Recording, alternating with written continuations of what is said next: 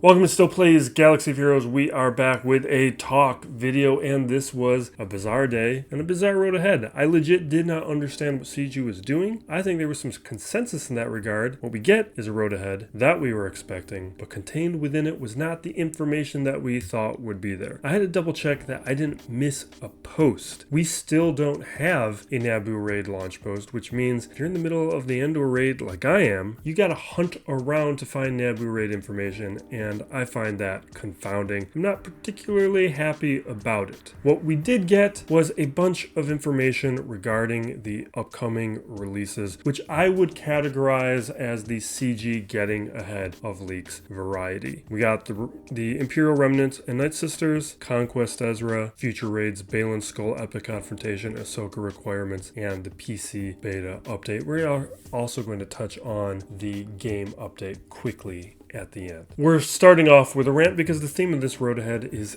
getting ahead of things. This is one of my smaller recurring hobby horses, but I think leak and rumor coverage has been terrible for the community. Since CG is so afraid, and correctly mind you, that they're going to get preempted on future characters and future content, they just release it all up front now, which has largely muted speculation and theorizing, which is one of the more fun and fulfilling parts of the community discourse. And that means we get fewer surprises, or we get days like today where they just dump it all at once instead of it being parsed out over the months, which would have been a little bit more satisfying, because what I think that does is contribute to the downtimes in the game feeling like a drag, because we now know that we have months where there probably isn't going to be any meaningful new information outside of a Datacron set. Which brings us to the particulars of the road ahead. The Imperial Remnant and Night Sister factions are going to get expanded. We have the already announced Night Trooper, the Paradia Death Trooper, and Captain Enoch, who will be their leader, and they're going to function around a new Blight mechanic. I was hoping Night Trooper would mean that I could ignore the Stormtrooper from our previous Zerg Remnant squad. Now that looks clearly not to be the case. It does look like they're going to have a little bit of Night Sister synergy, but the intent looks to be under Captain Enoch.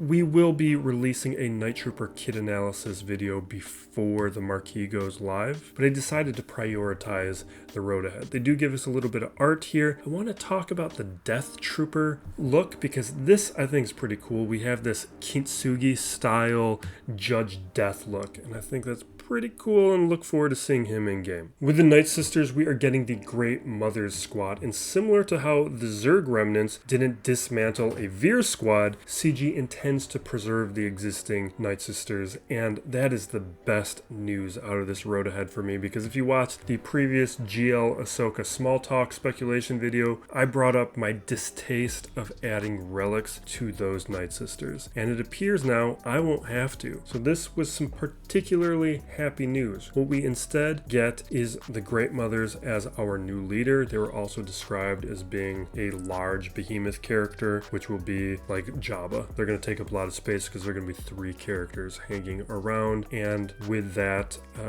we will get Morgan Elsbeth as our new tank with the Mothers as our leader, and they're going to specifically pair with Acolyte and Spirit, 2 of the lesser used Night Sisters, but Night Sisters who have had moments in the game. They are solid characters, particularly Spirit, who is relic worthy since she can one-shot some characters, and maybe Great Mother can maximize that function with the ability Fate Weaving, which is going to have these effects Blessed and Doomed, which will be boosting Acolyte and Spirit, and we'll be paying attention to how it'll be boosting those characters, because that could be very important for how dangerous Night Sister Spirit is going to turn out to be. Ezra in Exile will be our next Conquest character. He will be a support character that manipulates the enemy's strengths in some capacity. I imagine he's going to be intended to be a part of the GL Ahsoka squad. So if you are looking to unlock her quickly, make sure you take the next Conquest seriously. Otherwise, you may not get full utility out of your Ahsoka. And I do want to recommend that for all players that it makes sense for, which I would consider at a minimum all Kyber level players, go for GL Ahsoka. As I said in that small talk video. She will be a raid character at a minimum. CG has made new content so important, and delaying it has a far greater price than it ever has. We're seeing it already with this new raid, where whales get a distinct early advantage, and even high-performing free-to-players like myself are about a month away from a strong raid performance. And players who didn't take the advice to prioritize Gungans are going to miss out on the next Jar Jar event. And by the time Jar Jar shows up a third time, the raid may be close to over, and then that Gungan investment is going to lose a lot of its value. So getting someone like Ezra in Exile in a 6-month timeline max may be important for whatever raid comes after Naboo. So just take those words of caution as we prepare our next steps. Quick note on the PC beta expansion. If you haven't put yourself on that list already, do so. I didn't do it before the previous close of the beta. I did it after. I'm going to be looking out for my invite, but it does sound like it's going to be worth it, especially in some things like Conquest, or like if you're using like your Bo-Katan squad and you have that moment of lag before things happen, the PC beta does seem like it helps those kinds of things in particular. Notably, what CG does not have in the road ahead is a formal Baylan Skoll epic confrontation announcement. What we got was his name at the bottom of the road ahead that I'm not even going to show. And that's bizarre, because you'd think it would be a slam dunk inclusion just for the goodwill alone. Instead, this is what we get. In this newsletter here that a lot of players skip through, we learned that the format is an epic confrontation, and we learned that the marquee characters listed out in the road ahead, they are going to be divided up between the epic confrontation for Baylan Skoll and GL Ahsoka. This is also where we learned that the Padawan Ahsoka is now going to be called Snips. That I like. We did, however, get a nice little graphic here with the GL Ahsoka formal announcement that lists out her first 4 requirements. But this is a nice little hint at what is to come, because what we get here are 4 little circles of how we're going to get those characters announced, and there's only 4 red ones. And that means that other than Night Trooper and Asajj, 2 of those characters that were in the road ahead, they're going to be for Ahsoka.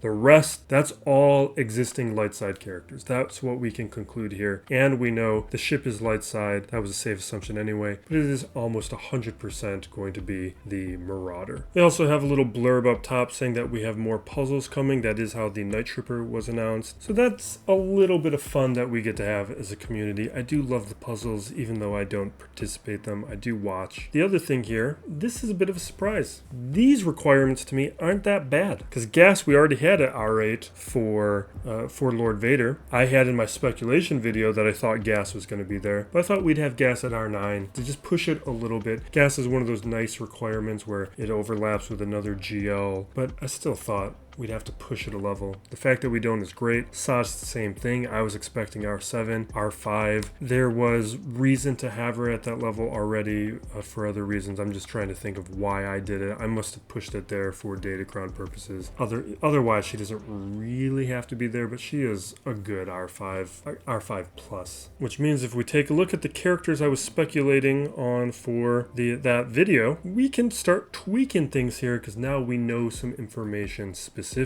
It means this bottom row of Empire characters and Darkside characters, that can be basically eliminated, because we know most of it is going to be Asajj, who we do have, and the other Marquis. Stormtrooper, though, that is, he was there as a stand-in for the Night Trooper, but now that he's in game, we can add him. I would expect the Paradia Death Trooper and the leader guy, whose name I forgot because I haven't finished Ahsoka yet, they'll be part of the Tano requirements, but not necessarily. They could be split up in other ways. I am going to be sticking with these other light side characters. You can watch that video for a further breakdown. But it means that Ezra, I had the possibility that either Sabine or Ezra could be swapped out for a different version. We now know that's not going to happen. Ezra could be taken out altogether, because we'll have the Conquest version. I think we'll still have the base Phoenix version, and Sabine is definitely going to be included. And when we do our Datacron video, I'm going to be talking about that Sabine Datacron, because I like it, and it is definitely enough for me to push my Sabine to relics. And before we wrap up, I want to touch on this update. There's one thing I wanted to highlight here. It's this Cam's unique ability. This isn't going to taunt anymore. It's going to add protection up. I imagine that was done for the raid, so that's just something to pay attention to, because that was one of the reasons he was valuable on a Qui-Gon squad. It's going to affect how he's going to perform on a Kelleran squad. I think that's a pretty important change that shouldn't get overlooked. But we will wrap it up there. I think I had a lot more to say about about this road ahead than I thought, considering I don't think there's that much information in there, but we at least can get started working towards Ahsoka and planning out. Just make sure you take a lot of this stuff seriously. I think it's going to be pretty important. Thank you for watching. Be excellent to each other, everybody. This is Still Plays Galaxy of Heroes.